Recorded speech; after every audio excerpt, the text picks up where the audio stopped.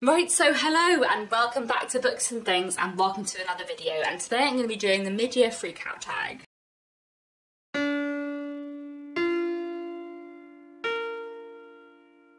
I don't think I've been tagged in this, but I do tend to enjoy doing the mid-year freakout tag, so I thought I would do it. Even though I am very late, it is well into August now. We're a bit beyond the middle of the year, but that's fine. I still think it's fun. I think for me, even though I'm now 30, and it's been quite a long time since I was at school, I think in my head the middle of the year is still September because that's when you go back to school, and that definitely shouldn't be how I think about things anymore. But August still feels like it's not in the second half of the year for me. But anyway, let me get into the questions. I have very few books to hold up today because I'm currently redecorating the room where I usually film and where my books usually live, so like all the books I've read so far this year are in boxes upstairs. So we're just gonna talk about books and I will put their pictures up on the screen. So the first question in the mid-year freakout tag is the best book you've read so far in 2023. So I've read a lot of very fantastic books so far this year, but I don't actually know what my favourite would be. I feel like usually by this point in the year I do have a like standout, this is 100% my favourite of the year, but I'm not sure I actually do this year. There's lots of like books that I have loved, but I don't think I have like a standout, this is definitely my favourite one of the year so far. I think my favourite classics I've read so far this year would be Gloriana or The Revolution of 1900 by Florence Caroline Dixie, or The Secret Diaries of Anne Lister, edited by Helena Whitbread, though like comparing someone's diaries like a historical source with a novel is just kind of hard to do, but I absolutely loved reading Anne Lister's diaries, that was fascinating. And then my favourite works of historical fiction so far this year will probably either be Act of Oblivion by Robert Harris or The Chosen by Elizabeth Lowry, which are both fantastic and I really enjoyed. When I was also thinking about what other books I've read this year so far that I've really loved, I thought of two rom-coms that I've really loved. Mrs. Nash's Ashes by Sarah Adler and You and Me on Vacation by Emily Henry, both of which were really great. So my favourite short story collection would probably be Summer Lightning and Other Stories by Olive Senior, and my favourite poetry collections, or my favourite works of poetry, would be What I Learned from Johnny Bevan by Luke Wright and A Portable Paradise by Roger Robinson, both of which were fantastic. I've read a lot of poetry so far this year, like a lot more poetry than I usually do, and I've been really enjoying that. And yeah, What I Learned from Johnny Bevan is like a narrative poem rather than a poetry collection, and A Portable Paradise is a collection, and both of them were just fantastic. The second question is best sequel you've read so far in 2023. I was thinking that I hadn't read any sequels, but then I realised that I did read The Seven Dials Mystery by Agatha Christie, which is a sequel to The Secrets of Chimneys, with some of the same characters, also by Agatha Christie of course, and I really enjoyed The Seven Dials Mystery very much, so that's probably my favourite sequel of the year. That was a great read. The third question is a new release that you haven't read yet but want to, and there are definitely quite a few that I'm excited for. And actually I do have books to hold up for this question, because while all the books I've read so far this year are in boxes, my TBR isn't in boxes, and nor is this shelf of classics obviously, but everything else is in boxes. Here are four new releases, works of historical fiction, actually all of them that have come out so far this year that I'm really excited to read that I haven't read yet. I won't go into detail about them because I'm short on time today, and I think probably all of them were in my most anticipated books of the year video back in the beginning of the year, which I'll link down below. But we have Rose and the Burma Sky by Rosanna Amaka, we have The New Life by Tom Crew, we have The Heroines by Laura Shepperson, and we have The Revels by Stacey Thomas. I'm really looking forward to reading all four of those. Question 4 is most anticipated release for the second half of the year. So my most anticipated read for the second half of 2023 is definitely The Winter Spirits, which is a new short story collection following up on The Haunting Season, which came out last year or maybe 2 years ago. Maybe it was 2 years ago.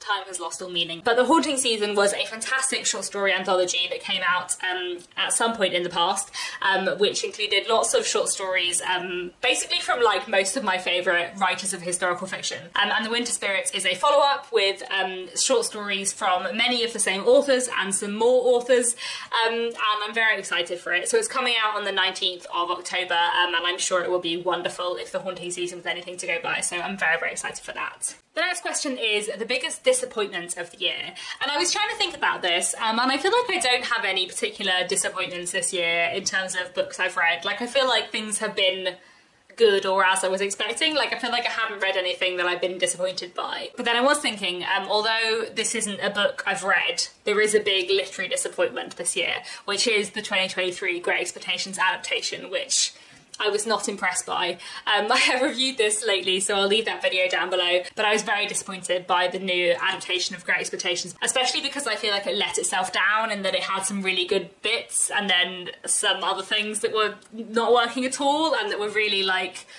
untrue to the novel, and untrue to like the spirit and the feel of the novel and like the point of the novel, and so I got quite cross with that. So that's probably my biggest disappointment of the year. Although it's not a book I've read, it is a literary disappointment, and yeah, I was disappointed. Question 6 is biggest surprise of the year. So I think maybe reading Anne Lister's diaries. And I don't know if it's really right to say it was a surprise, because I think I knew that I would find Anne Lister's diaries interesting. I think I didn't realise quite how amazing and immersive they would be. I did review Anne Lister's diaries, so I'll leave that video down below. But as I said in that video, and as I said in my wrap-up and other videos where I've spoken about Anne Lister's diaries, I read quite a lot of historical diaries for like research, for writing historical fiction, and often they are quite dry. Like, I'm quite used to reading diaries for research, but not like feeling invested in them in the same way as I do when I read fiction. But reading Anne Lister's diaries, I felt so emotionally invested, and I felt like I really got to know her as a person in a way that I don't usually feel when I read historical diaries. Like, I feel like usually when I read historical diaries, I get history from it, but not like a person, whereas Anne Lister's diaries just, like, I just feel like I know her, which was strange. So I think that was probably like a really good surprise of the year.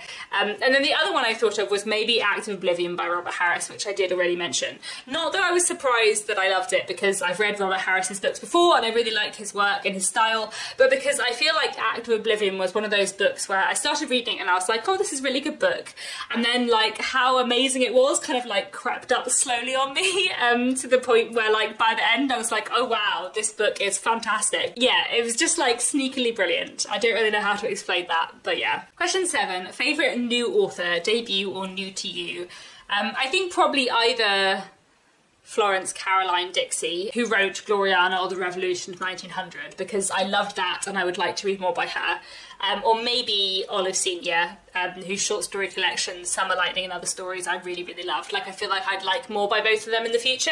I don't think there's any new to me authors who I've read like multiple things by this year, so it's kind of hard to define a new favourite author, but both of those authors I feel like I will read more by in the future. The next question is your newest favourite character, and I think my newest favourite character is probably Millie, who is the narrator of Mrs. Nash's Ashes by Sarah Adler, which is a wonderful rom-com, and Millie just has like such a distinctive voice, and I just really, really liked her as a person. Like, I feel like we would get on. So she's probably my newest favourite character. I really, really, really enjoyed her. The next question is books that made you cry. So in general, I'm quite like a crier of a reader. Like, I cry at books very, very easily, and I feel like I probably cry at least half the books I read. I think I'm just someone who cries very easily at fictional works. But yeah, I was trying to think about which books have made me cry the most. And I think A Portable Paradise by Roger Robinson, which is a poetry collection I've already mentioned, definitely would be there. But then also there are a couple of works of historical fiction that I found really emotional reads. I think The Walled Garden by Sarah Hardy and The Dance Tree by Kira Millwood Hargrave.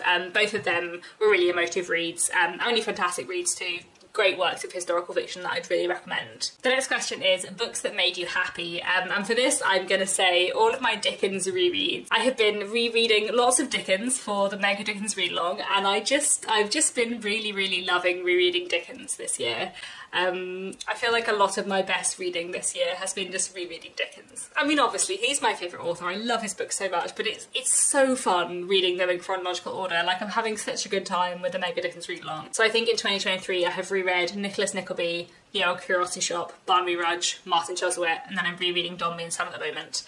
And just, yeah, reading Dickens makes me so, so very, very happy. I just love Dickens so much, and Dombey and Son is so good. Like, oh, I'm just having like the best time rereading Dombey and Son because I just love it so much. The next question is the most beautiful book you've bought or received so far this year. And I was trying to pick because there are a couple of contenders, but one I think is The New Life by Tom Crew, which I mentioned earlier, and I'm excited to read at some point this year. I've been really excited to get to it since January, and I apparently somehow haven't. But this is a really beautiful book. I really like the design because this is like a half dust jacket, so it comes off. And the reason why I really like this is because this is set in the late Victorian period, and this design is like really arts and craftsy, you know, sort of like William Morris-esque with this design. And then the dust jacket that goes on it is like black and white photography, and I feel like that combination of different late 19th century aesthetic styles is just really, really cool. Like, there's just a really fun way to do a cover, so I really like that. And then the other thing I wanted to show you is that earlier this year my husband Nick gave me as a present this very beautiful Folio Society edition of Mansfield Park by Jane Austen, which is really, really, really, really beautiful. So that would be my other contender. This is a very, very beautiful edition indeed. And then the final question is, what books do you need to read by the end of the year? I mean many. I did do a like goals check-in at the beginning of June, which I'll link down below, and there are many gaps on my goals spreadsheet. Let's have a look. How are we doing? Yes, many gaps that I want to try and fill, and many books on my TBR, as well as lots of classics, lots of Victorian books that I'll be reading for Victober, which I'm very excited about. So who knows what books I need to read by the end of the year, but definitely a lot. So that's it. That's the mid-year freak out tag. I'm not going to tag anyone because I'm a bit late to the party, and I feel like most people, this is the kind of tag that people do without tagging anyway, as it's a sort of yearly tag. But I've enjoyed doing this, so let me know down below what's your best book of the year so far, what's your favourite book so far in 2023. And that's all. Thanks so much for watching, and I'll be back very soon with another bookish video.